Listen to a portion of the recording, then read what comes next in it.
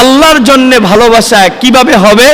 আল্লাহর জন্য ভালোবাসা তখনই হবে যখন আমি আপনি সম্পূর্ণ আল্লাহকে ভালোবাসবো।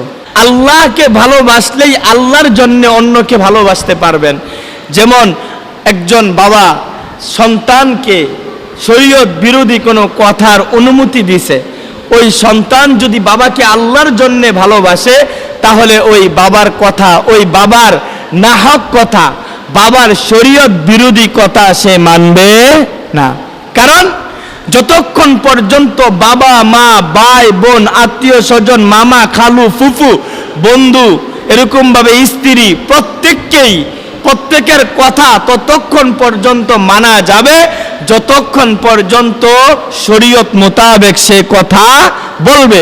যখনই সে শরীয়তের বাহিরে কোনো কথা বলবে, সে আমার বাবা হলেও তার কথা মানা যাবে না।